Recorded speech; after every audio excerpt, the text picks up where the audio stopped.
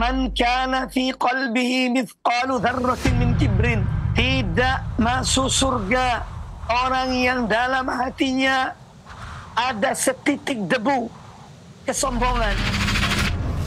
Saksikanlah kajian Islam ilmiah di Roja TV dan Radio Roja.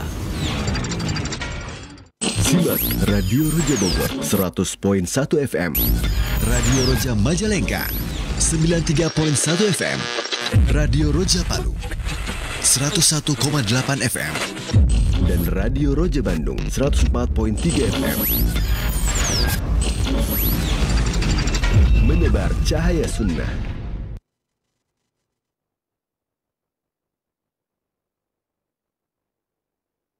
Bismillahirrahmanirrahim. Assalamualaikum warahmatullahi wabarakatuh. Ikhwatul Islam, a'azani Allah wa iyyakum.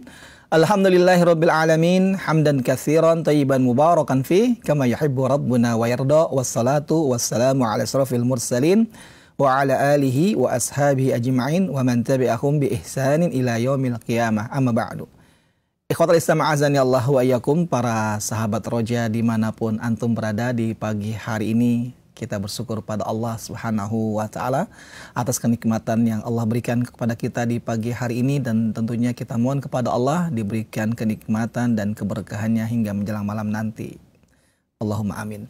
Ikhwatul Islam, azani Allah wa iyyakum, pada kesempatan pagi hari ini kembali kami hadirkan di ruang dengar Anda dan layar televisi Anda satu kajian ilmiah dari pembahasan kitab yang berjudul Riyadhus Shalihin, buah karya dari Imam Nawawi rahimahullahu ta'ala. Dan sebagaimana biasanya ikhwatal Islam, azani Allah wa iyyakum, kajian akan disampaikan dan dipaparkan secara mendalam bersama guru kita Al-Ustadz Al-Fadil Mubarak Bamu'alim LCMHI hafirullahu ta'ala. Alhamdulillah kami telah terhubung dengan beliau yang saat ini berada di studio di Surabaya, dan tentunya sebelum kita simak kajian yang penuh dengan faedah ini, kami informasikan kepada Anda semua ikhwatal Islam, azani Allah wa iyyakum. Setelah kajian disampaikan oleh beliau, kami membuka sesi interaktif soal jawab untuk memperdalam materi yang beliau sampaikan. Bagi Anda yang ingin bertanya, Anda bisa menghubungi kami secara langsung di 0218236543, ataupun Anda dapat bertanya melalui chat WA di 0218236543, dan kami informasikan untuk Anda yang menghubungi secara langsung, mohon tidak menghubungi melalui WhatsApp call karena kami tidak bisa mengangkatnya. Barakallahu fikum. Demikian kita simak bersama, dan kepada Ustadz kami persilakan, falyatafadhal maskuran.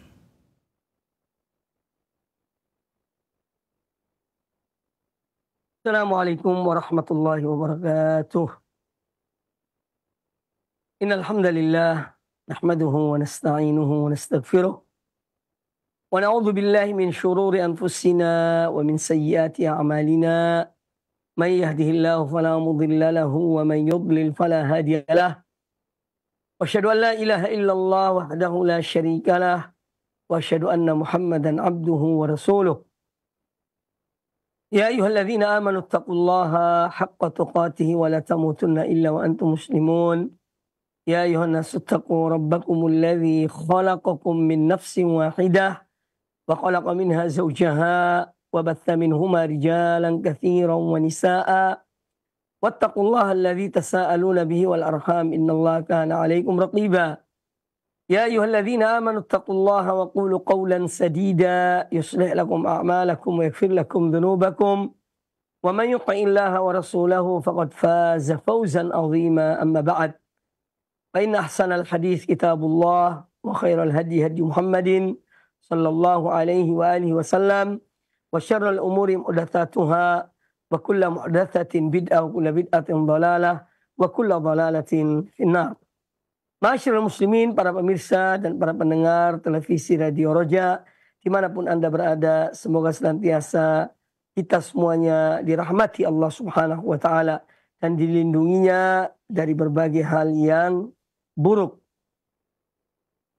Pada kesempatan yang baik ini, insyaallah ta'ala, kita masih membahas kitab Riyadhus Shalihin min kalami Sayyidil Mursalin sallallahu alaihi wa alihi wasallam, ke buah karya dari Al-Imam Abu Zakaria Yahya bin Sharaf An-Nawawi rahimahullah ta'ala rahmatan wasi'ah, wa ghafara lahu maghfiratan min indih innahu huwal ghafurur rahim.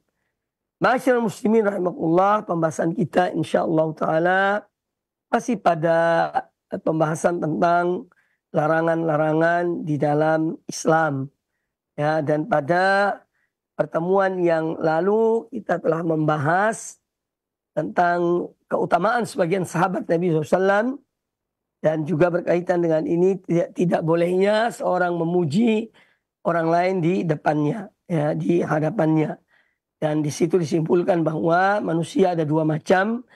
Ada orang yang bisa mengendalikan dirinya tatkala dia dipuji, ya, dan ada orang yang bisa terfitnah oleh pujian manusia kepadanya. Maka di sini hendaknya kita melihat orang itu, ya, apakah dia pantas dipuji di hadapannya atau tidak. Ya, ini sudah kesimpulan dari apa yang kita bahas. Kemudian kita melanjutkan pembahasan berikutnya, bab karahati al-khuruj min baladin waqa'a fiha al-bala firaran minhu wa karahat al-qudum alaihi.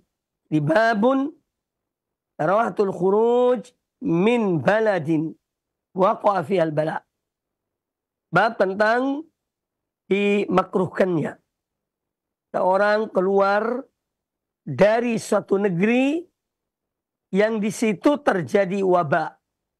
Terjadi, yakni penyakit yang mewabah.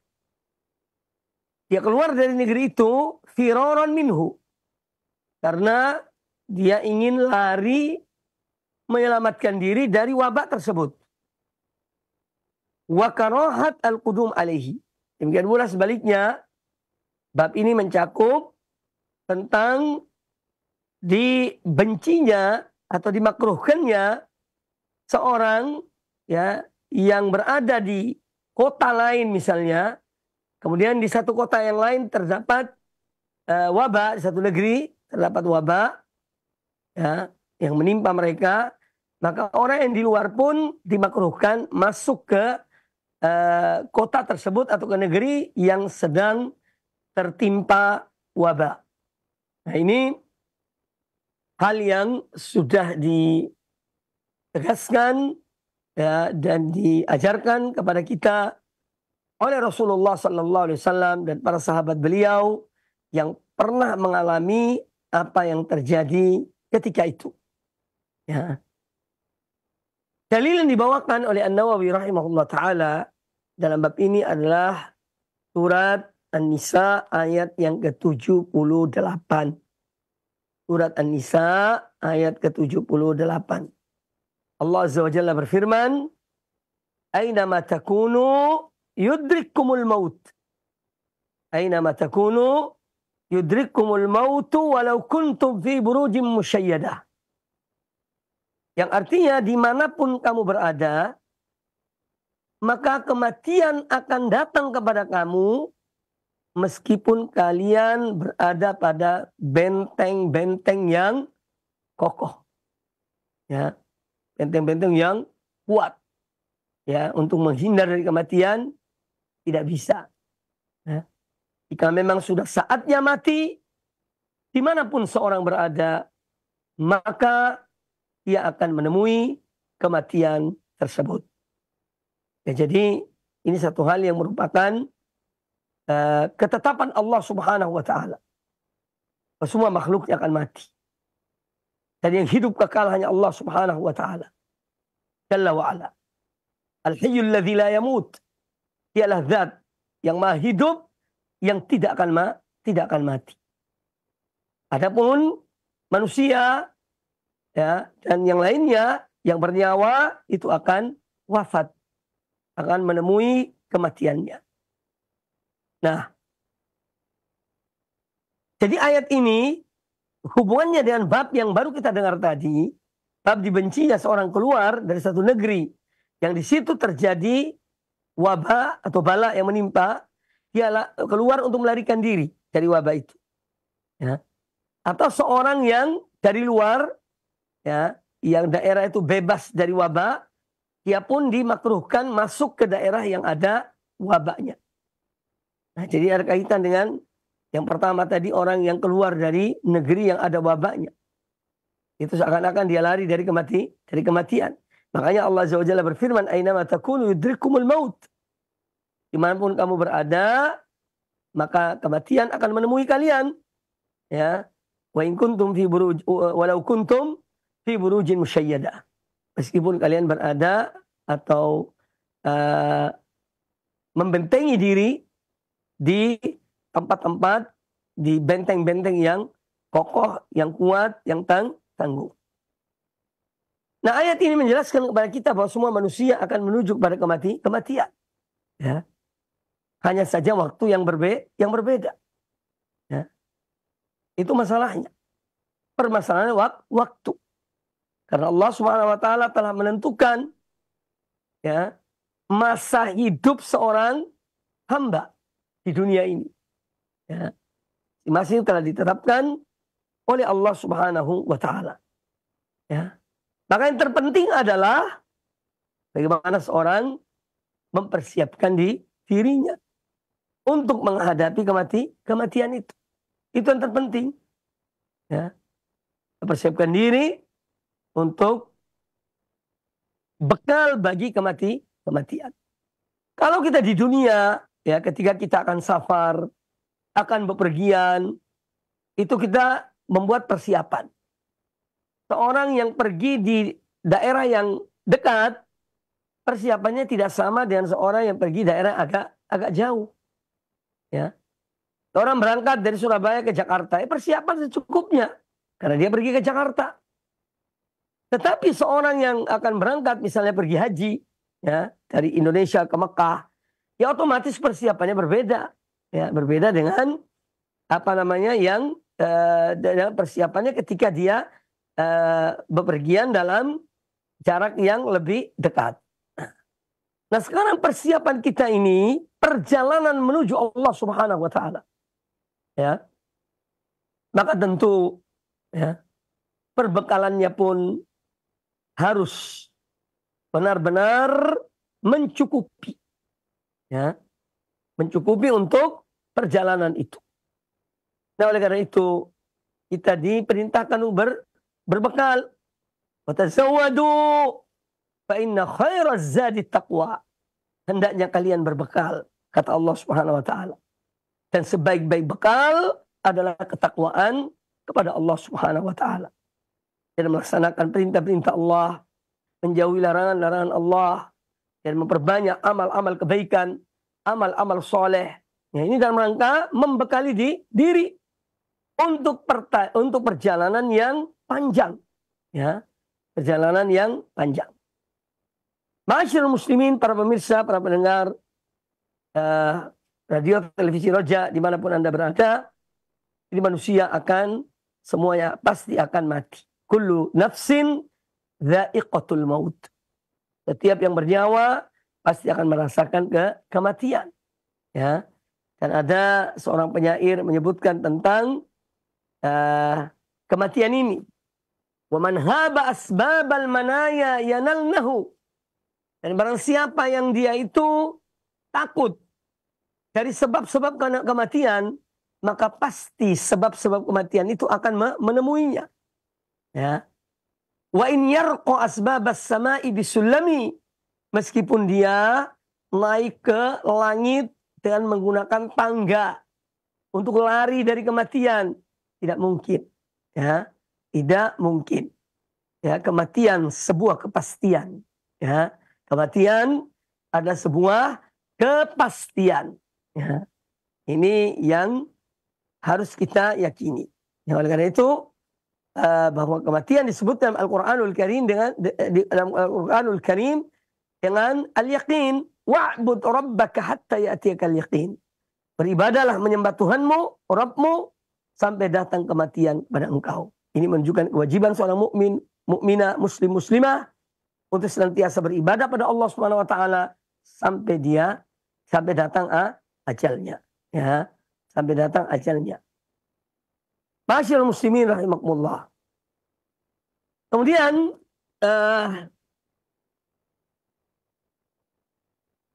hadis yang dibawakan oleh An-Nawawi rahimahullah ta'ala, ya, hadis yang dibawakan oleh An-Nawawi rahimahullah ta'ala, sebelum itu ada satu ayat lagi, Allah Azza wa Jalla berfirman, "Wala tulqu baidikum ila tahlukah." Dan jangan kamu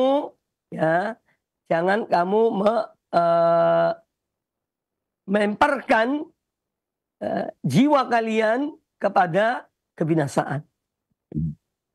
Ayat ini ada sebagai dalil tentang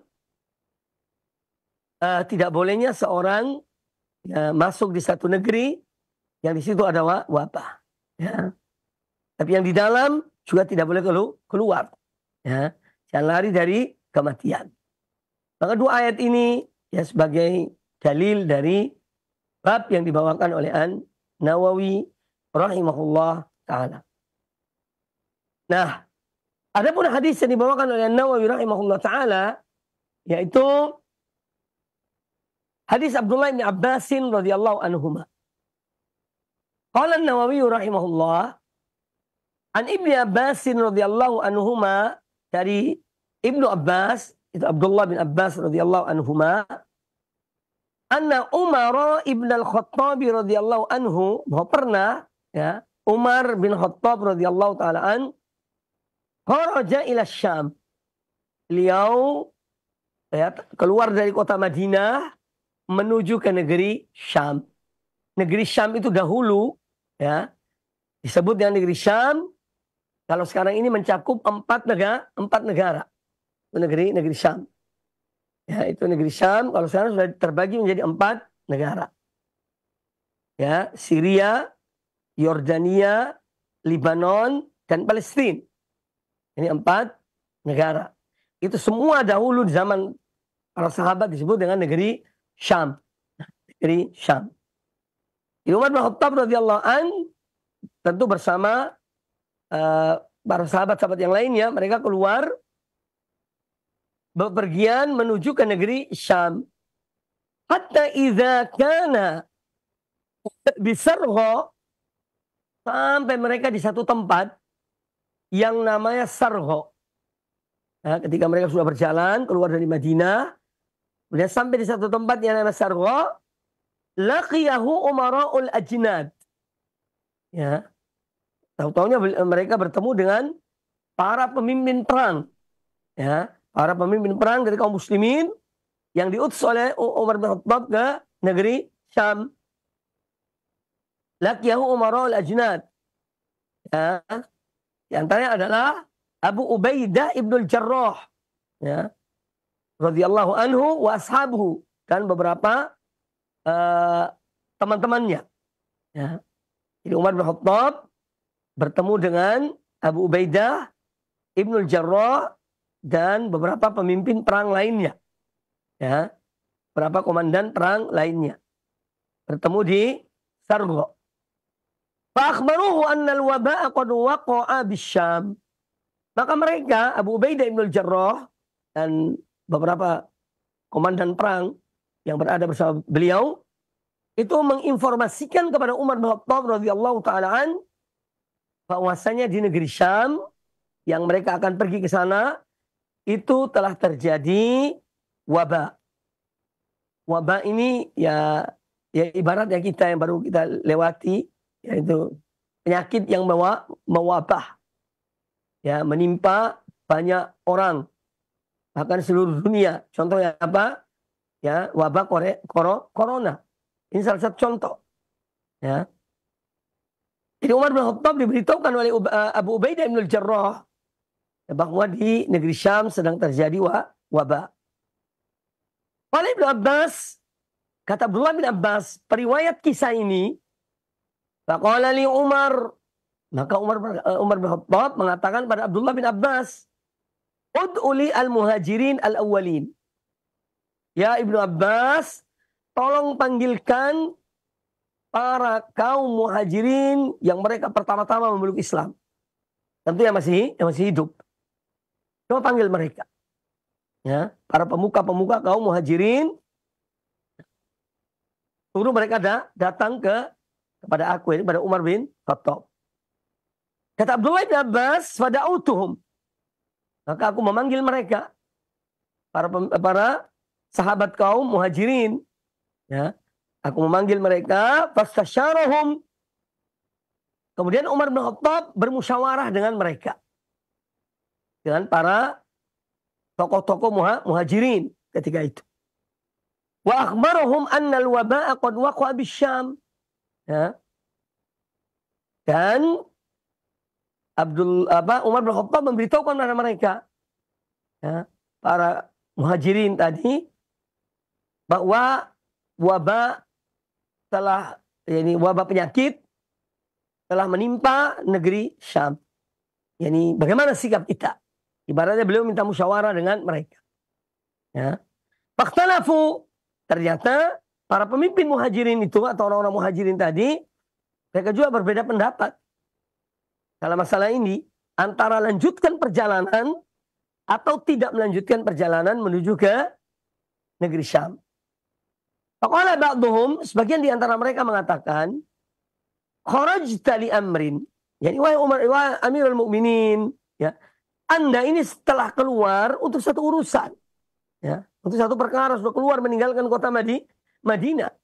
Wala nara an tarji' anhu. Dan kami berpendapat agar engkau, ya, tidak kembali ke Madinah. Ya. Dan kamu kembali, atau jangan mundur dari urusan yang akan kamu lakukan ini. Ya. Artinya mereka mengusulkan lanjutkan perjalanan menuju negeri Syam. Wa qala ba'dhum, sebagian lain di antara mereka kaum muhajirin itu, kata mereka, ma'aka baqiyatun nasi wa ashabu Rasulillah sallallahu alaihi wasallam. Wahai yani Amirul Mukminin, ini bersamamu ini ada banyak orang loh. Ya. Dan banyak sahabat-sahabat Rasulullah SAW bersamamu. Kata mereka, wala nara an tuqdimahum ala hadzal waba. Dan kami berpendapat agar jangan kamu yani membawa mereka, ya, untuk mengenai atau ibaratnya melawan wabah itu. Ya. La nara an tuqdimahum, kami tidak sependapat kalau kamu membawa para sahabat-sahabat yang Rasulullah SAW yang lain ini untuk datang seakan-akan berani melawan wabah tersebut. Ini kata bagian kaum muhajirin. Faqala irtafi'u anni.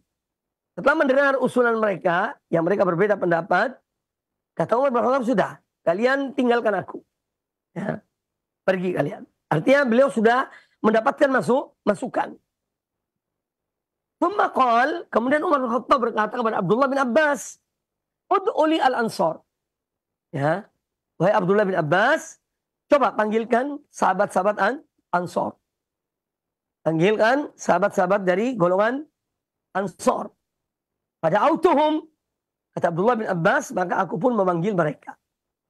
Aku memanggil mereka, sahabat-sahabat dari kaum Ansor, fastasyarahum. Lalu Umar bin Khattab bermusyawarah dengan mereka. Dengan sahabat dari Ansor. Fasalaku sabilal muhajirin. Ternyata mereka pun, ya, sama dengan orang-orang muhajirin. Jadi terbagi dua. Ada yang menyetujui Umar bin Khattab melanjutkan perjalanannya menuju negeri Syam. Dan ada di antara mereka juga yang mengusulkan untuk tidak melanjutkan perjalanan ke negeri Syam karena wabah tersebut. Wakhtalafu kakhtilafihim. Mereka berbeda pendapat sama dengan perbedaan pendapat yang terjadi pada kaum muhajirin. Jadi kaum Ansor pun demikian. Faqala irtafi'u anni. Maka kata Umar bin Khattab, ya, oke, tinggalkan aku. Ya, silakan kalian meninggalkan tempat ini. Ya. Ya, kemudian kata Umar bin Khattab radhiyallahu taala anhu, ud'uli man kana hahuna min masyakhati Quraisy min muhajarati al-Fatah. Min muhajarati atau muhajirati al-Fatah. Kemudian kata Umar bin Khattab kepada Abdullah bin Abbas, tolong panggilkan pada aku beberapa, ya, sesepuh, ya, dari kalangan Quraisy yang mereka ini termasuk yang hijrah sesudah Fatah, sudah penaklukan kota Mekah. Pada autuhum, maka aku pun memanggil mereka. Ya, Abdullah bin Abbas memanggil mereka, para sesepuh itu. Falam yakhtalif alaihi minhum rajulan. Maka mereka ya tidak berbeda. Ya, di antara mereka terhadap Umar bin Khattab radhiyallahu taala an. Faqalu, ya, jadi para sesepuh ini mereka sepakat. Tidak sama dengan sebagian kaum muhajirin dan ansor yang datang sebelumnya. Yang Umar mengajak musyawarah mereka sebelumnya. Yang ketiga ini mereka semua sepakat terhadap kepada Umar bin Khattab, dan mereka mengatakan nara an tarji'a bin nas. Ini satu kata. Mereka mengatakan, kami melihat, kami berpendapat hendaknya engkau pulang kembali ke kota Madinah, membawa orang-orang yang mengikutimu ini kembali ke kota Madinah, pulang. Ya, wala tuqdimhum ala hadzal waba. Dan jangan sampai kamu membawa orang-orang ini untuk ke wabak tersebut. Ini ke negeri Syam yang di sana terjadi wabak. Fanada Umar radhiyallahu anhu finnas. Maka Umar bin Khattab radhiyallahu taala anhu beliau mengumumkan kepada semua yang bersama beliau ketika itu. Kata beliau, inni musbihun ala dhahrin. Fa asbihu alaih. Kata beliau, sudah.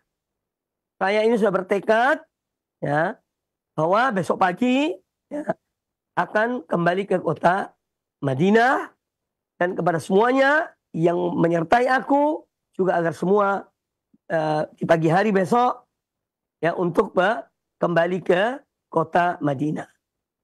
Faqala Abu Ubaidah ibn Jarrah radhiyallahu anhu, Abu Ubaidah ibn Jarrah, komandan perang yang ketika itu ada di negeri Syam, dan dia yang menginformasikan tentang adanya wabak di negeri Syam.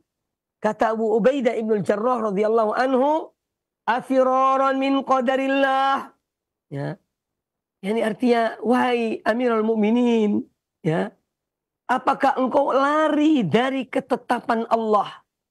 Apa engkau lari dari takdir Allah? Ini pertanyaan Abu Ubaidah. Jadi beliau tuh ingin mereka lanjutkan perjalanan menuju ke negeri Syam. Jangan kembali ke kota Madinah. Namun pertanyaannya, kata beliau, afiraran min qadarillah. Apakah engkau lari dari takdir Allah, wahai Amirul Mukminin? Faqala Umar radhiyallahu an. Maka Umar bin Khattab radhiyallahu an kemudian menjawab, menjawab apa yang diucapkan oleh Abu Ubaidah ibnul Jarrah radhiyallahu an. Lau ghairuka qalaha ya Aba Ubaidah. Lau ghairuka qalaha ya Aba Ubaidah.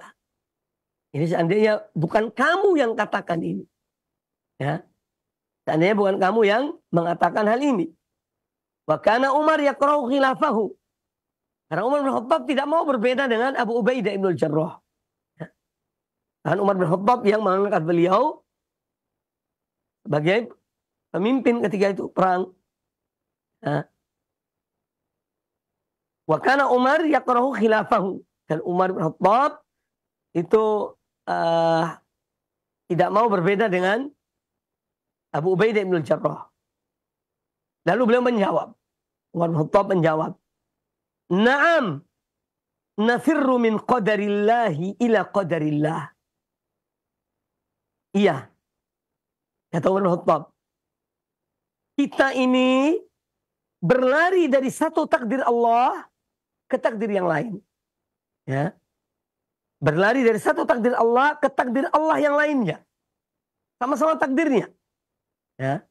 Tapi kita berlari dari satu takdir Allah ke takdir Allah yang lainnya. Lalu beliau memberikan perumpamaan. Umar bin Khattab radhiyallahu an memberikan perumpamaan tentang sikapnya ini, ya, atau putusannya untuk kembali ke kota Madinah. Ara'aita law kana li ibilun. Bagaimana pandanganmu wahai Abu Ubaidah? Seandainya, ya, laka ibil, kamu ini mempunyai onta, ya, kamu punya onta. Fahabatat wadiyan lahu udwatan. Kemudian onta ini datang di satu lembah, ya. Yang lembah ini memiliki dua sisi, ya. Ihdahuma khasbatun. Lembah itu ada dua bagian. Satu bagian itu subur dengan tanam-tanaman dan rumput-rumput yang banyak. Wal ukhra jadbatun. Sedangkan lembah yang satu, bagian dari lembah itu yang satunya itu adalah kering, ya. Tidak ada rumputannya, ya. Alaysa in ra'aital khasbata ra'aitaha biqadarillah. Bukankah, kata Umar bin Khattab kepada Abu Ubaidah ibn al-Jarrah, bukankah apabila kamu memilih, ya, dari lembah itu yang ada rumputnya yang subur, itu adalah kamu juga menggembalakan ontamu itu dengan takdir Allah. Wa in ra'aital jadbata ra'aitaha biqadarillah. Ya. Dan kalaupun kamu melepaskan onta itu di tempat yang kering, juga itu qadar dari takdir Allah. Qal, maka kata Abdullah bin Abbas ketika Umar selesai mengucapkan kalimat itu kepada Abu Ubaidah bin Jarrah, Faja'a Abdurrahman bin Auf radhiyallahu an. Ketika itu tiba-tiba muncul sahabat yang mulia, antara sahabat-sahabat Nabi SAW, itu Abdurrahman bin Auf radhiyallahu an. Wa kana mutaghayyiban fi ba'di hajati. Ketika Umar bermusyawarah dengan kaum Ansar dan kaum Muhajirin, ketika itu Abdurrahman bin Auf sedang tidak ada. Beliau ada keperluannya. Ya, sehingga beliau ketika itu tidak hadir. Ya, maka Abdurrahman bin Auf kemudian berkata, faqal, ini Abdurrahman bin Auf berkata, inna indi min hadza ilman. Kata beliau, sesungguhnya dalam hal ini saya memiliki ilmu. Jadi apa yang kalian perdebatkan atau yang ada perselisihan, perbedaan, aku memiliki ilmu tentang hal ini. Sami'tu Rasulullah sallallahu alaihi wasallam yaqul.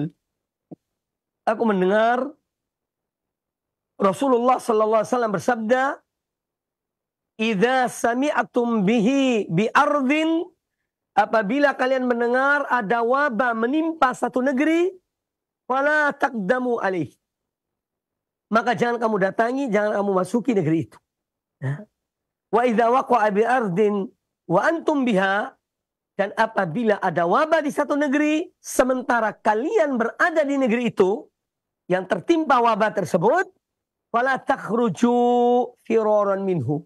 Maka jangan kalian keluar dari negeri itu untuk berlari dari wabah tersebut. Setelah mendengar hadis yang dibawakan oleh Abdurrahman bin Auf dalam masalah yang sedang dimusyawarahkan ini tadi, ya, fahamidallaha ta'ala, maka Umar bin Khattab, ya, memuji Allah Subhanahu wa taala, ya. Beliau bersyukur, alhamdulillah, ini ada putusannya. Ternyata Rasulullah SAW telah menyampaikan hal ini, ya. Kemudian beliau melanjutkan perjalanannya, yaitu kembali atau beliau berbelok, ya, tidak melanjutkan perjalanannya ke negeri Syam, tetapi beliau kembali ke kota Madinah.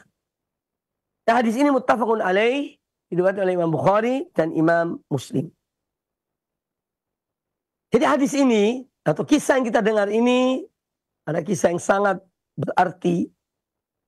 Pertama, keutamaan mereka sahabat-sahabat Nabi SAW, ya, dari Muhajirin dan Ansar. Ya, yang mereka bersama Umar bin Khattab radhiyallahu taala an, dan juga yang lainnya, sahabat-sahabat yang lainnya.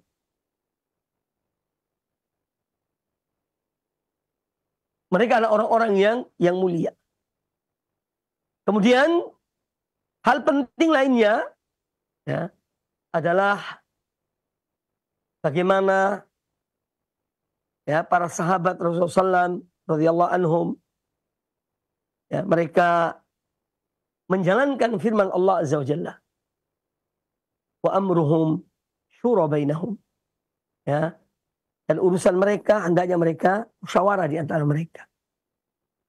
Di musyawarah itu adalah pedoman Islam ya, atau kaum muslimin.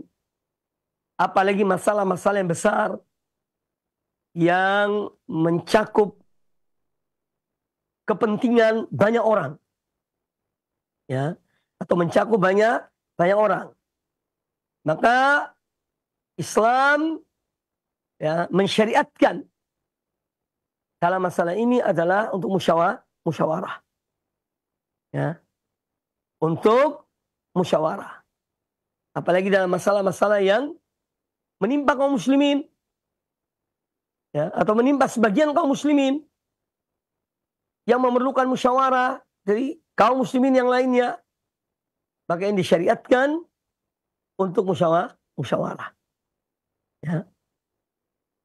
Ini pentingnya musyawarah. Kemudian yang berikutnya, bahwa kita melihat dalam kisah yang kita dengar tadi ini, dari hadis Abdullah bin Abbas radhiyallahu anhuma, menjelaskan kepada kita tentang kehidupan para sahabat radhiyallahu anhum ajma'in, yang mereka ini ya selalu, atau hidup mereka ya, apalagi dalam masalah berkaitan dengan negara dan kenegaraan, mereka itu adalah orang-orang yang selalu musyawarah ya, saling musyawarah, dan mereka betul-betul sungguh-sungguh di dalam mereka menyampaikan apa yang ada dalam diri mereka. Ini semua untuk kepentingan kaum muslimin. Ya, jadi para sahabat umat yang mereka selalu bermusyawarah dalam hal-hal yang bersifat umum, ya, apalagi yang menimpa kaum muslimin. Kemudian juga dalam kisah ini kita melihat bahwa karena permasalahan ini adalah permasalahan berkaitan dengan kepentingan banyak orang ya, atau kemaslahatan banyak orang, maka kita melihat yang musyawarah atau mengajak musyawarah adalah pemimpin. Amirul Mukminin Umar bin Khattab radhiyallahu taala an.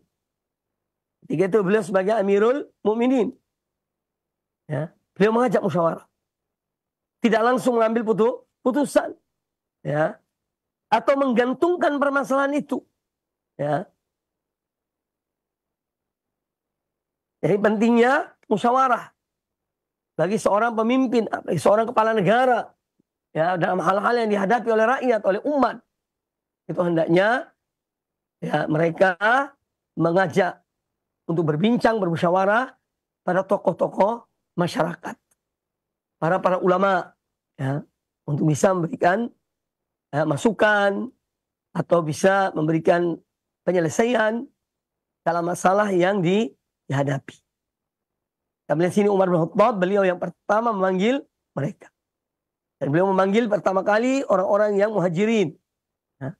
Kemudian orang-orang Ansor, kemudian para sesepuh kaum orang-orang Quraisy, ya, sesepuh orang-orang Quraisy. Nah, dari tiga hal ini, beliau musyawarah secara terpisah untuk mengambil kesimpulan, ya, apa pendapat kaum muhajirin, apa pendapat kaum Ansor, kemudian ada yang lebih dari itu, artinya para sesepuh dari orang-orang Quraisy. Kemudian baru beliau simpulkan. Maka apabila dalam hal musyawarah itu para ahlul halli wal aqdi, para tokoh-tokoh masyarakat yang punya ilmu dan pengalaman, mereka memberikan masukan kepada penguasa, itu hendaknya diambil putusan mereka. Jangan digantungkan. Ya, tapi laksanakan apa yang mereka musyawarahkan itu. Atau hasil dari mereka, dari masukan-masukan yang mereka berikan kepada penguasa. Kemudian kita melihat di sini juga satu hal yang penting. Dan ini kadang-kadang terjadi pada diri kita atau sebagian ya kaum muslimin. Kita melihat di situ ada kaum muhajirin berbeda, dua pendapat. Kaum Ansor juga berbeda, dua pendapat. Ya, kemudian para sesepuh dari orang-orang Quraisy memiliki satu pendapat. Tetapi mereka ya dalam hal perbedaan di antara mereka, misalnya di kalangan sebagian kaum muhajirin dan Ansor, itu tidak kemudian menjadikan mereka terpecah belah. Mereka tetap satu. Tetap menjaga ukhuwah mereka. Menjaga persaudaraan mereka. Ya, sebagai satu tubuh yang sama. Ya, itu kaum muslimin. Ini seyogianya yang harus kita bersikap demikian. Seorang yang berbeda pendapat, kalau pendapat dia tidak diterima dalam satu musyawarah misalnya, dia harus berjiwa besar. Ya. Dia harus juga mengedepankan yang lainnya. Oh, mungkin mereka lebih berpengalaman, pendapat mereka lebih benar misalnya. Nah, itu. Jadi jangan kemudian kita tersinggung, ya. Masa pendapat saya tidak diterima? Ya, padahal saya sudah bicara. Nah, ini hal-hal yang menunjukkan bahwa kita ini orang yang seperti itu adalah orang yang jiwanya kecil, ya. Kecil dan kerdil. Ya. Orang biasa, perbedaan pendapat, perselisihan, selama hal-hal itu tidak melanggar agama Allah dan agama Rasulnya SAW, kemudian mendatangkan kemaslahatan bagi umat, bagi rakyat, hal-hal yang wajar lah terjadi. Ya, jadi seorang harus berjiwa besar. Ya. Entah pendapatnya, masukannya diterima atau tidak, dia harus tetap menjaga hubungan yang baik, menjaga kesatuan, ya, menjaga kalimat yang satu antara kaum muslimin. Ini seyogianya yang sikap seorang yang yakni benar-benar dia ini berbuat karena Allah Subhanahu wa taala. Dia tidak mau menonjolkan dirinya atau pendapatnya. Kalau tidak diterima dia benci dan orang yang tidak menerimanya. Ini semua adalah hal ini kekanak-kanaan. Ya, sikap seperti ini sikap kekanak-kanaan. Ya, seorang harus jiwa besar. Pendapatku diterima atau tidak, yang penting sudah aku sampaikan. Ya, diterima alhamdulillah, tidak diterima kita harus berhusnudzon. Insya Allah yang diterima itu yang lebih utama dan lebih baik. Kemudian juga kita melihat di sini dari musyawarah mereka para sahabat, ternyata pada akhirnya ya apa yang mereka yang mereka ada perbedaan di situ, kemudian mereka rujuk kepada nas hadis Rasulullah SAW. Yaitu apa yang disampaikan oleh Abdurrahman bin Auf. Aku mendengar masalah ini. Ya, Rasulullah mengatakan apabila terjadi wabah di satu negeri, maka jangan kamu masuk negeri itu. Dan orang yang berada di negeri itu, jangan keluar lari dari negeri tersebut karena takut kepada wabah. Ya. Maka mereka tetap menjalankan ini apa? Itu atau kembali kepada nas, ya, Al-Quran atau hadis Nabi Sallallahu Alaihi Wasallam. Ya, makanya Allah Taala berfirman, ya, in tanaza'tum fi syai'in farudduhu ila Allah. Ya. Wa Rasul, kalian apabila berselisih dalam satu pendapat, kembalikan pada Allah, kembalikan pada Rasul. Kembalikan pada Allah, pada Al-Quranul Karim. Kembalikan pada Rasulullah SAW. Ketika beliau masih hidup, permasalahan itu disampaikan pada beliau.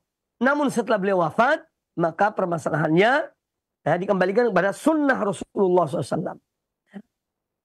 Ini.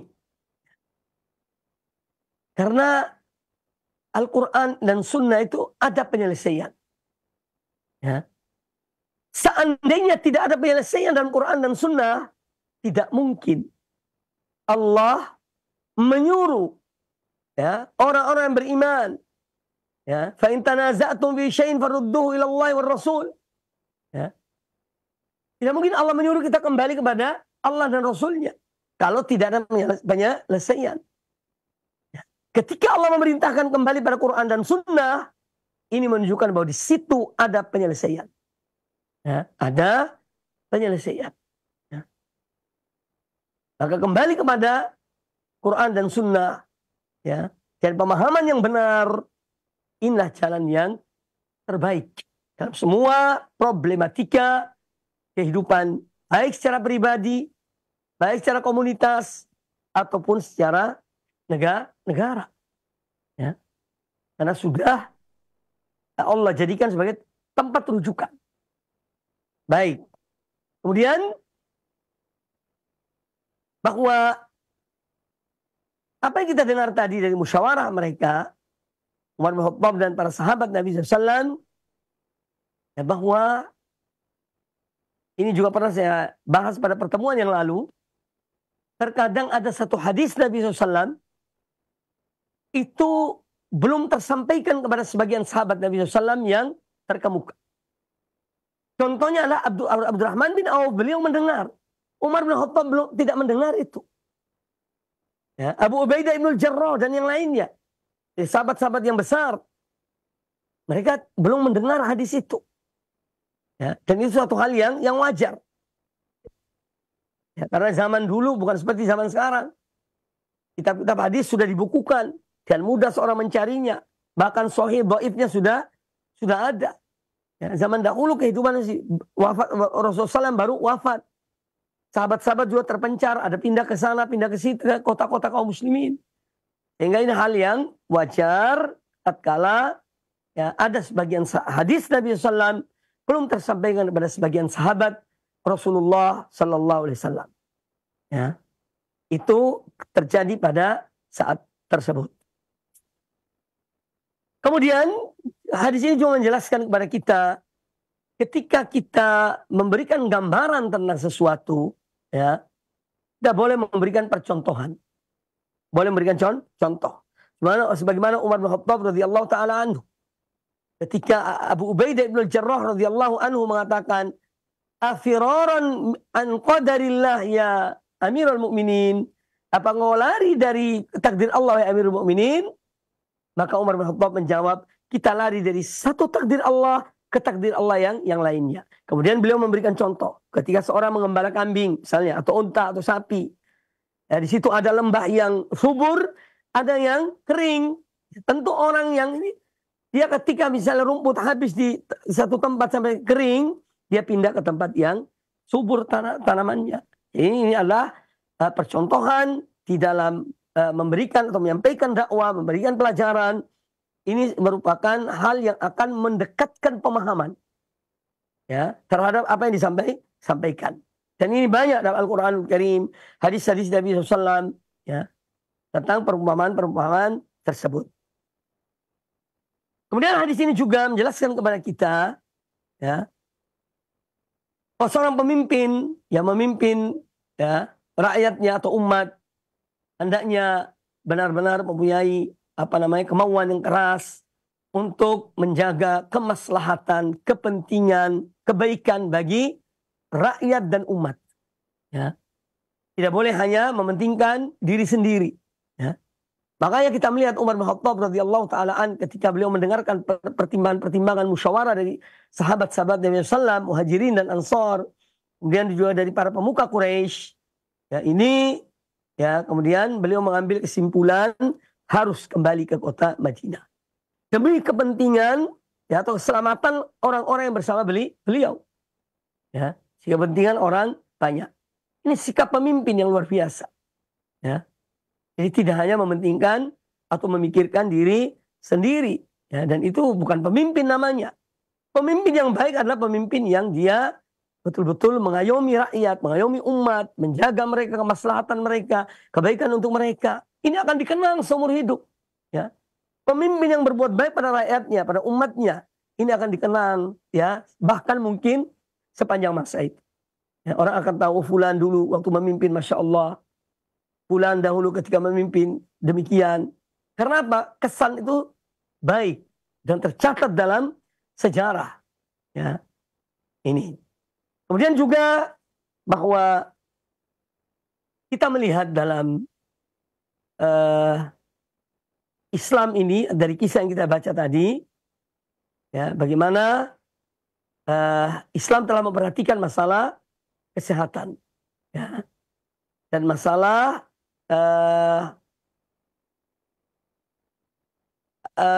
orang-orang yang misalnya terkena penyakit itu tidak dikeluarkan dari satu tempat ke tempat yang lain, supaya tidak terjadi penularan penyakit. Ya, jadi ini sudah diajarkan oleh Islam. Ya, kemudian juga bahwa kisah ini menjelaskan kepada kita tentang memang wabah itu ada, ya, dan penyakit itu bisa berpindah pada yang lainnya. Semua itu dengan kehendak Allah Subhanahu Wa Taala, dengan ketetapan Allah Subhanahu Wa Taala. Ya, makanya ada istilah isolasi, ya, ada isolasi mandiri. Dahulu ketika zaman corona ada isolasi, yaitu orang-orang tidak keluar, mereka tetap di tempat mereka supaya tidak terkena penularan dari luar, atau yang ada di situ kena penyakit di situ tidak menularkan pada orang lain. Ya, jadi ini contoh, ya, isolasi berkaitan dengan kesehatan. Ini sudah pernah ada dan sudah ada dalilnya dari Rasulullah Sallallahu Alaihi Wasallam. Kemudian juga kisah ini menjelaskan kepada kita bahwa Allah Subhanahu Wa Taala Maha mengetahui, ya, Allah Subhanahu Wa Taala Dia yang menetapkan segala sesuatu, ya, Dia menetapkan segala sesuatu yang baik maupun yang buruk. Ada ketetapan Allah Subhanahu Wa Taala, ya, ada ketetapan Allah Subhanahu Wa Taala. Kemudian juga kisah ini menjelaskan kepada kita tentang bolehnya kita menggunakan sebagai dalil, yaitu al-khabarul wahid. Ya, satu informasi dari satu orang, selama orang ini bisa dipercaya, orang ini amanah, orang ini tidak pernah bohong, maka apa yang dia sampaikan, berita, kita hendaknya boleh mengamalkannya, berita itu. Ini ada masalah dalam usul fikih tentang khabarul ahad. Dan sebagian orang mengatakan bahwa berita yang dari satu orang, hadis yang diriwayatkan oleh satu orang tidak bisa dipegang, dijalankan dalam masalah berkaitan dengan akidah misalnya. Nah, ini tidak tepat, ini tidak benar. Ya, intinya bahwa selama orang itu jujur, orang itu benar, ya, yang menyampaikan riwayat satu hadis misalnya atau perkataan, maka itu boleh diamalkan, ya, diamalkan. Kemudian dianjurkannya seorang ketika mendapatkan satu nikmat dari Allah Azza wa Jalla, nikmat apa saja, hendaknya dia memuji Allah Subhanahu Wa Taala. Sebagaimana Umar bin Khattab ketika Abdurrahman bin Auf menyampaikan bahwa aku punya ilmu tentang masalah ini, ya, dan beliau menyebutkan hadis Rasulullah SAW, maka Umar bin Khattab sebagai pemimpin, sebagai kepala negara ketika itu, beliau langsung memuji Allah Subhanahu Wa Taala, mensyukuri nikmat Allah Subhanahu Wa Taala atas apa yang Allah anugerahkan berupa ilmu, ya, berupa ilmu dari hadis Nabi Sallam melalui Abdurrahman bin Auf radhiyallahu an.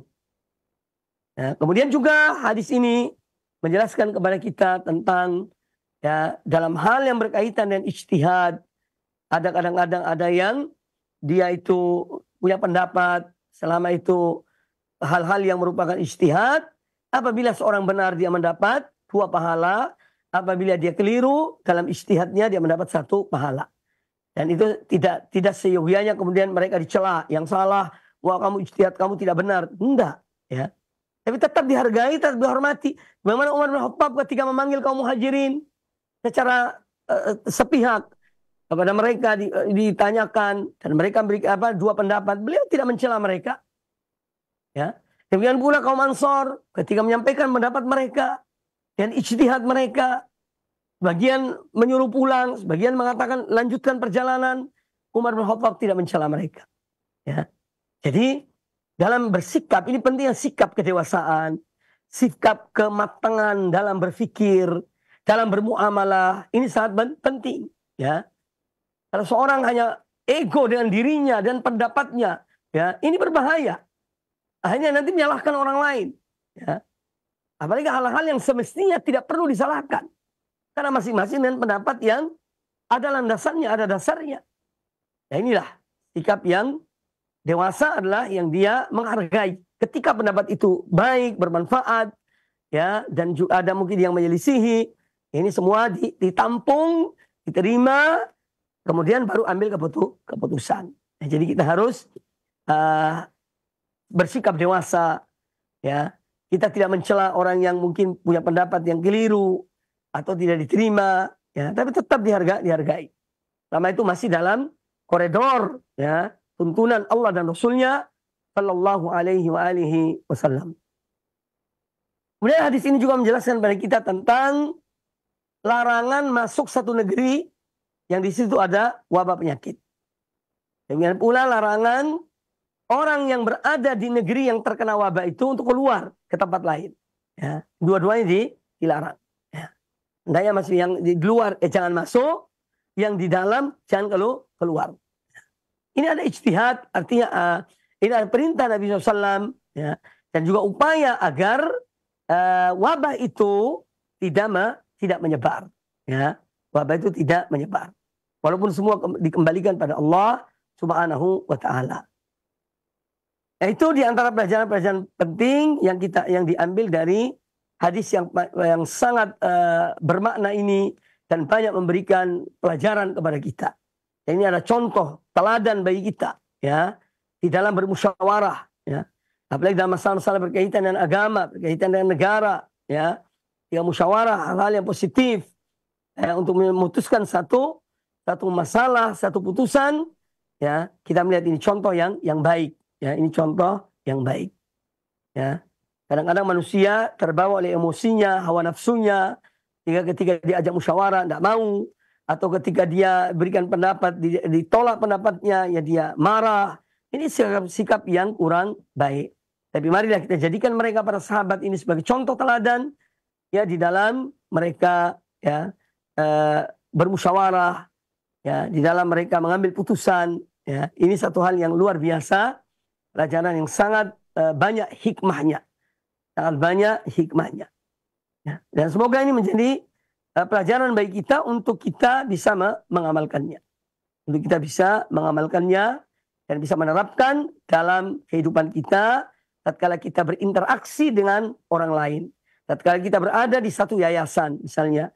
Atau pemimpin satu institusi. Ya, hendaknya hal-hal seperti ini diambil pelajaran. Ya, supaya bisa menghasilkan yang terbaik, ya, bisa menghasilkan putusan yang terbaik dan bermanfaat untuk semua pihak. Ya, ini yang bisa diambil. Kemudian satu hadis yang berkaitan dengan wabah ini, dan ini hadis terakhir yang kita untuk kajian ini. Kata Imam An-Nawawi rahimahullah taala, wa an Usama bin Zaid radhiyallahu anhuma, ya, anin Nabi sallallahu alaihi wasallam. Dari Usama bin Zaid radhiyallahu an, dari Nabi sallallahu alaihi wasallam beliau bersabda, "Idza sami'tumut ta'un bi ardin." Apabila kalian mendengar ada wabah yang menimpa satu negeri, fala tadkhuluha. Maka jangan kalian masuk negeri tersebut. Wa idza waqa'a bi ardin wa antum fiha. Dan apabila wabah itu terjadi di satu negeri, wa antum fiha, sementara kalian berada di negeri itu yang terkena wabah, fala takhruju minha, maka jangan kalian keluar dari negeri tersebut. Hadis ini muttafaqun alaih, diriwayatkan oleh Imam Bukhari dan Imam Muslim. Nah, ini juga tidak jauh berbeda dengan hadis yang sebelumnya. Baik, saya kira cukup, mudah-mudahan bermanfaat bagi kita semuanya. Masih ada waktu kurang lebih 15 menit. Ya, untuk kita melanjutkan sesi tanya jawab. Apabila saya bisa menjawab, saya akan menjawabnya. Kalau tidak, kita kembalikan pada yang memiliki ilmu. Kembalikan pada Allah, kemudian pada orang-orang yang berilmu. Demikian aku qouli hadza wallahu taala a'lam wa jazakumullahu khairan. Nah, Ustaz, jazakumullah khairan, barakallahu fikum atas materi yang telah disampaikan di kesempatan pagi hari ini. Dan ikhwatal Islam azani Allah wa iyyakum, kami akan membuka sesi interaktif soal jawab bagi Anda semua yang ingin bertanya Anda bisa menghubungi kami secara langsung di 0218236543 untuk Anda yang bertanya secara langsung, dan bagi Anda yang bertanya pesan singkat bisa Anda kirimkan di melalui chat WA di 0218236543. Kita akan angkat yang pertama melalui telepon terlebih dahulu. Ya, kami persilakan. Halo, Ya. Assalamualaikum. Waalaikumsalam warahmatullahi wabarakatuh. Dengan Ibu siapa ya?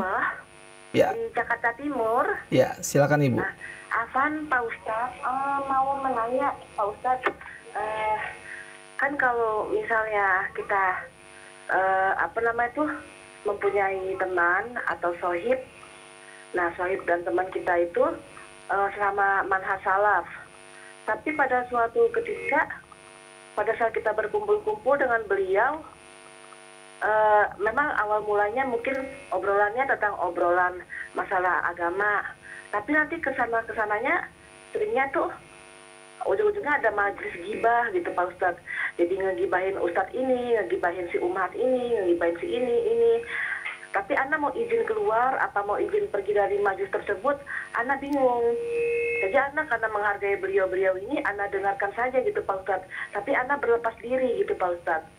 Itu yang seperti itu bagaimana? Tapi apakah teman seperti ini masih tetap kita bermuamalah dengan beliau apa bagaimana Pak Ustadz? Yang mohon penjelasannya Pak Ustadz. Syukron. Assalamualaikum warahmatullahi wabarakatuh. Waalaikumsalam warahmatullahi wabarakatuh. Terima kasih banyak Umu, dan kita akan simak jawaban dari Ustadz. Silakan Ustadz. Baik, baik pertanyaan dari Ibu yang bertanya tadi. Yang pertama yang harus kita pahami ya, bahwa hendaknya kita ini mencari teman yang baik, teman yang solehah kalau wanita, ya, karena ini penting. Dan apabila kita berteman dengan teman yang baik, kita bersyukur pada Allah Taala, ya, alhamdulillah. Kemudian yang kedua, memang apa yang diceritakan oleh Ibu penanya tadi, ini sering terjadi. Ya, disadari atau tidak, sering terjadi. Dalam pertemuan-pertemuan nanti pada ujung-ujungnya bercerita tentang fulan begini, fulan begitu. Ini termasuk ghibah yang diharamkan. Termasuk ghibah yang diharamkan. Lalu bagaimana sikap kita? Ya, sikap kita, ya, hendaknya yang pertama, kalau kita bisa mengalihkan pembicaraan kepada yang lainnya, kita alihkan. Ya. Atau kita menegur. Kalau kita sedang berbicara tentang si Ustadz Fulan ini atau si Fulan. Ya. Dan itu juga supaya ya kita terhindar dari dosa dan kita termasuk mengingkari satu kemungkaran. Itu ingkarul mungkar. Kalau misalnya memang tidak bisa, kita mengambil sikap, misalnya izin keluar karena ada satu keperluan atau yang lainnya, keluar dari majelis itu. Wallahi, kita khawatir, ya, saya ini khawatir, bahwa banyak di antara amal-amal kita, insya Allah amal-amal yang baik, ya, amal yang soleh, ini akan jadi bahan pembayaran ya di hari kiamat kelak untuk orang-orang yang terzalimi, baik dengan lisan maupun dengan perbuatan. Ya, maka takutlah pada Allah SWT. Ya. Karena nanti di hari kiamat kelak bayaran dari suatu kezaliman, entah itu karena ghibah, ya, menjatuhkan kehormatan seorang, atau juga karena perbuatan lainnya ya yang berkaitan dengan hak-hak manusia, itu akan dituntut oleh orang yang terzalimi. Maka ghibah adalah salah satu di antara dosa-dosa besar. Yang dikira ghibah itu dosa kecil, tidak. Ghibah itu salah satu dosa besar. Ya, karena itu hati-hati. Dan ibu yang bertanya supaya bisa melihat suasana keadaan ketika berkumpul, ketika bertemu, ya, kalau sudah mulai kepada sesuatu pembicaraan tentang nama orang, kehormatan seseorang, ya hendaknya dialihkan pada pembicaraan lain, atau izin tinggalkan tempat itu. Ya. Sebab kalau kita duduk di situ, ya kita sama-sama mereka. Ya. Sama dengan mereka. Kecuali seorang betul-betul mengingkari dengan hatinya. Kalau dia tidak bisa bicara, ingkari dengan hatinya dan dia berupaya untuk meninggalkan majelis tersebut. Ya. Nabi SAW telah memberitahukan tentang orang yang bangkrut dari umat ini. Ya. Orang yang bangkrut dari umat ini yaitu orang yang datang membawa pahala. Sholat, puasa, zakat, dan seterusnya dari amal-amal kebaikan yang dikerjakannya. Namun dia pernah menzalimi manusia. Menzalimi hamba-hamba Allah di muka bumi ini. Entah dengan lisannya atau dengan perbuatannya. Ya. Ini nanti semua akan dibayar dengan amal ibadahnya. Atau dengan pahalanya, kalau tidak diselesaikan di dunia ini. Ya, oleh karena itu marilah kita betul-betul menyadari. Dosa seorang hamba dengan Allah Subhanahu wa Ta'ala, ya walaupun kita tetap tidak boleh ya usaha untuk tidak berbuat dosa kepada Allah Ta'ala. Namun apabila berkaitan antara hak manusia dengan Allah Ta'ala, itu lebih mudah bertaubatnya. Dan Allah Maha Pengampun. Kalau seorang betul-betul sungguh-sungguh bertaubat minta ampun kepada Allah Ta'ala, Allah Maha Pengampun. Yang berat itu adalah hak-hak manusia. Ya, hak-hak manusia. Ini yang ada tuntutan kalau tidak diselesaikan di dunia ini akan dituntut di akhirat. Ya, maka hati-hati. Ya. Oleh karena itu Nabi SAW juga telah ingatkan pada kita, ya, al-muslimu alal muslimi haram. Orang muslim atas muslim yang lain haram. Apanya yang haram? Damuhu, darahnya. Wa maluhu, hartanya. Wa irduhu, dan kehormatannya. Ya. Ini kita harus waspada, hati-hati. Ya, berusaha untuk bisa menasihati dengan cara yang baik. Karena bisa juga yang bertanya kalau ingin nasihati mereka dan kirim mungkin ada ceramah masalah riba dan bahayanya riba, bahayanya ini. Ya, bisa di-share karena sekarang mungkin lebih mudah. Nah, ini wallahu taala a'lam. Nah, Ustaz, jazakumullah khairan, barakallahu fikum atas jawaban yang telah antum berikan, Ustaz, dan kita akan angkat kembali pertanyaan berikutnya. Ya, silakan. Ya, silakan. Assalamualaikum Ustaz. Waalaikumsalam warahmatullahi wabarakatuh. Dengan siapa Bapak dan berada di mana? Ana Abu Ilham sedang di kendaraan Ustaz. Taib, silakan Abu Ilham. Ustaz, afwan sedikit keluar tema karena memang ditunggu-tunggu belum masuk ke materi terkait apa yang Ana masih bingung sedikit terkait Idul Adha Ustaz. Qadarullah, insya Allah kalau jadi Idul Adha di tanggal 6 kan akan jatuh di hari Jumat Ustaz. Nah itu akan ada 2 kali kegiatan di masjid, yaitu satu sholat Idul Adha, yang kedua sholat Jumat. Yang lebih roji, yang lebih afdol itu kita menghadiri keduanya atau cukup di Idul Adha aja Ustaz. Terus di Idul Adha itu kan ada khotib Ustaz. Yang lebih afdol kita mendengarkan khotib atau setelah sholat boleh keluar. Sementara itu Ustaz. Baik, terima kasih Abu Ilham. Cukup? Satu lagi ada sih tapi lupa Ustaz. Cukup Saya tidak tutup lagi Ustaz. Masih sesuai tema sih. Ya, cukup Pak ya. Terima kasih banyak atas pertanyaan. Cukup, terima kasih banyak. Dan kita akan simak jawaban dari Ustaz. Kepada Ustaz kami silakan untuk memberikan jawaban. Silakan Ustaz. Baik, pertanyaan pertama tentang apabila 2 hari raya itu terjadi pada 2 pertemuan ya, yaitu antara Jumat dan antara Idul Fitri atau Idul Adha, 2 Id istilahnya. Ya, bagaimana kita sebagai seorang yang atau jamaah? Ini memang ada pembicaraan panjang di kalangan ulama. Hal ini tidak bisa dipungkiri, ya.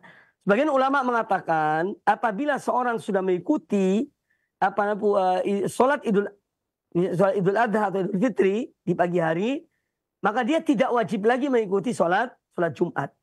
Dia tidak wajib lagi mengikuti sholat Jumat. Ya, karena ada 2 Id yang bertemu pada hari itu. Idul Fitri atau Idul Adha dan Jumat.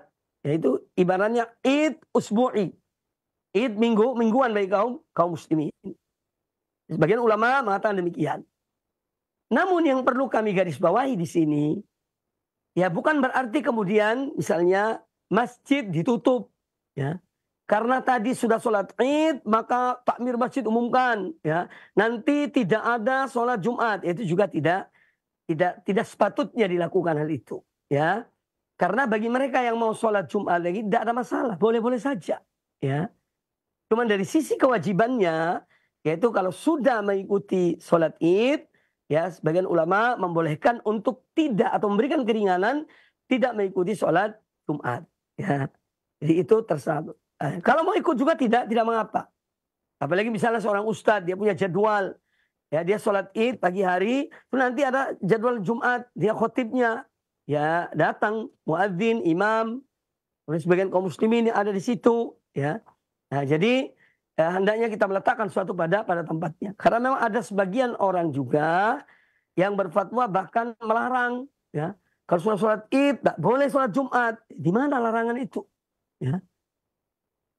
Tapi dia boleh diberi keringanan untuk tidak sholat Jumat. Ya. Ini pembahasan cukup banyak atau panjang. Dan ini ada disebutkan dalam kitab-kitab para ulama. Ya. Wallahu ta'ala a'lam. Ini yang pertama. Kemudian yang kedua, hukum mendengarkan khutbah itu adalah sunnah. Khutbah id, ya, lain yang khutbah Jumat. Hukum mendengarkan khutbah Jumat itu wajib, harus mendengar. Ya. Makanya dilarang kita melakukan hal-hal yang akan menyia-nyiakan Jumatan kita. Yang bermain misalnya batu-batuan itu dulu. Kalau sekarang HP-an. Ya. Kadang-kadang ada orang sambil dengar khutbah sambil main HP. Ya. Jadi batu zaman dulu tidak sama dengan batu zaman sekarang ini. Ya, itu juga termasuk melalaikan seorang dari mendengarkan khutbah. Itu khutbah Jumat. Jadi harus kita berupaya untuk mendengar. Sekarang misalnya Ustaz, saya di hari Jumat ngantuk. Ya. Maka ada tuntunannya dari Rasulullah SAW, ya, atau dari para sahabat. Pindah tempat. Bangun, ya, pindah tempat lain. Insya Allah hilang ngantuknya. Ya, dan pindah tempat. Adapun khutbah idul atau khutbah id, itu hukum mendengarkannya adalah sunnah. Artinya tidak wajib. Mungkin ada orang punya kepentingan atau bahkan mungkin tidak punya kepentingan, dia langsung meninggalkan jamaah setelah selesai sholat id, dia tidak mendengar khutbah, maka insya Allah tidak mengapa. Cuman yang harus kita juga perhatikan masalah khutbah ini, karena nasihat ini penting, ya, dan khutbah Idul Fitri atau Idul Adha itu banyak manusia yang kumpul di saat itu. Maka ceramah khutbah-khutbahnya juga banyak mengandung misalnya ilmu, mengandung nasihat, mengandung hal-hal yang penting bagi kita, maka ya, tentu dianjurkan untuk tetap mendengarkannya. Namun misalnya ada orang yang tidak mau mendengarnya, itu haknya, hak dia. Ya. Ini jawaban kami, wallahu ta'ala a'lam. Semoga bermanfaat. Nah Ustaz, jazakumullah khairan, barakallahu fiikum atas jawaban yang telah antum berikan Ustaz. Dan pertanyaan dari Abu Ilham, ada pertanyaan terakhir di kesempatan pagi hari ini. Tentunya sebelum kita akhiri perjumpaan yang penuh dengan faedah ilmu ini, kami minta pada Ustaz menyampaikan ikhtitam. Silakan Ustaz. Baik kaum muslimin, kaum muslimat rahimakumullah, para pemirsa, para pendengar televisi Radio Roja dimanapun Anda berada. Alhamdulillah pada kesempatan yang baik ini kita bisa ketemu dan bisa saling menasihati dalam kebaikan dan dalam kebenaran. Dan kami perlu ingatkan, ya mudah-mudahan juga peringatan ini untuk diri saya, untuk keluarga saya, dan yang mendengarkan, tentang kita akan memasuki hari-hari yang amat mulia. Yang mana amal-amal soleh pada hari-hari tersebut yang lebih Allah cintai daripada berjihad di jalan Allah, daripada berperang di jalan Allah Subhanahu wa taala. Ya. Ini satu kesempatan yang baik, maka mari kita manfaatkan yang sebaik-baiknya. Yaitu apa? 10 hari pertama dari bulan Zulhijjah. Ya, 10 hari pertama bulan Zulhijjah. Yang mau berpuasa dari tanggal 1 sampai tanggal 9, silahkan. Selain amal-amal yang lain. Adapun yang mungkin tidak mampu atau dia ingin melakukan ibadah yang lain, silahkan. Jadi sholat 2 rakaat, sholat sunnah 2 rakaat pada 10 hari pertama Zulhijjah ini lebih utama, lebih fadilahnya lebih besar daripada 2 rakaat sholat sunnah di waktu yang lain. Ya. Demikian pula orang yang baca Quran di waktu ini lebih utama daripada waktu yang lainnya. Zikir pun demikian. Dan amal-amal soleh lainnya. Ya, maka jangan disia-siakan kesempatan yang ada. Perbanyak amalan-amalan soleh, amal kebaikan, al-ihsan ilan nas, berbuat baik pada hamba-hamba Allah. Ya, ini satu hal yang kita sangat dianjurkan, ya, karena amal-amal soleh tersebut lebih dicintai oleh Allah Ta'ala daripada amal-amal yang di luar waktu tersebut. Nah, dan kita harus juga punya punya gambaran atau kita untuk memberikan semangat kita beramal. Hendaknya kita misalnya mengatakan, wah ini kemungkinan 10 hari pertama bulan Zulhijjah terakhir bagi aku. Ya, sehingga seorang giat dalam beramal soleh. Baik itu sedekah, puasa, sholat malam, ya, tahajud, membaca Al-Quran, zikir, doa, dan yang lainnya. Ya, kemudian berbuat baik pada tetangga, berbuat baik pada kerabat, ya, memberikan sedekah pada mereka. Ya, ini coba mari kita giatkan amal-amal soleh, termasuk juga pada anak-anak kita, ya, pada keluarga kita. Kita memberikan sugesti pada mereka untuk selalu giat, semangat dalam beramal soleh, terutama pada 10 hari pertama bulan Zulhijjah ini. Demikian, semoga bermanfaat bagi kita semuanya dan semoga Allah memberikan taufik kepada kita untuk bisa mengamalkan yang terbaik dan istiqomah di atas tuntunan Allah dan Rasulnya SAW dan pemahaman yang hak, pemahaman yang benar, pemahaman para salafus soleh sampai akhir dari kehidupan kita meninggalkan dunia ini. Amin ya rabbal alamin. Aqulu qouli hadza wa jazakumullahu khairan atas perhatiannya. Semoga Allah selalu ya menyertai kita semuanya dalam kebaikan dan semoga kita selalu mendapatkan rahmat Allah Azza wa Jalla dan mendapatkan karunia Allah Subhanahu wa taala dimanapun kita berada. Amin ya rabbal alamin. Aqulu qouli hadza wallahu taala a'lam. Subhanakallahumma bihamdika asyhadu an la ilaha illa anta astaghfiruka wa atubu ilaik. Wa sallallahu wa sallam wa barak ala nabiyyina wa ala alihi wa ajma'in. Assalamualaikum warahmatullahi wabarakatuh. Waalaikumsalam warahmatullahi wabarakatuh. Kami ucapkan terima kasih banyak kepada guru kita Al-Ustadz Al-Fadil Mubarak Bamu Alim LCM Hayafullahu Ta'ala atas waktu yang telah diberikan kepada kita semuanya untuk menyimak materi yang telah beliau sampaikan dan juga jawaban-jawaban yang telah beliau paparkan. Semoga Allah Subhanahu wa taala senantiasa menjaga beliau di sana dan juga semoga Allah Subhanahu wa taala meluaskan keilmuan beliau sehingga semakin banyak faedah yang dapat kita ambil dan setiap perjumpaan bersama beliau insyaallah. Allahumma amin. Dan kami ucapkan terima kasih banyak jazakumullah khairan barakallahu fikum kepada rekan-rekan kami yang berada di Surabaya dan juga studio Roja Cilengsi atas kerjasamanya dan berkat pertolongan dari Allah Subhanahu wa taala kita dapat menyajikan acara ini dengan baik dan tentunya penuh dengan faedah insyaallah. Allahumma amin. Untuk Anda semuanya ikhwatal Islam azani Allah wa iyyakum, kami ucapkan terima kasih banyak. Jazakumullah khairan barakallahu fikum atas kebersamaan Anda di pagi hari ini. Nantikan kembali kajian beliau pada hari Selasa yang akan datang untuk kita simak lanjutannya. Akhir kalam kami mohon undur diri dan mohon maaf jika ada kata-kata kami yang kurang berkenan. Dan semoga Allah Subhanahu wa taala mengamalkan ilmu yang telah kita dapatkan. Billahi taufiq wal hidayah. Wassalamualaikum warahmatullahi wabarakatuh.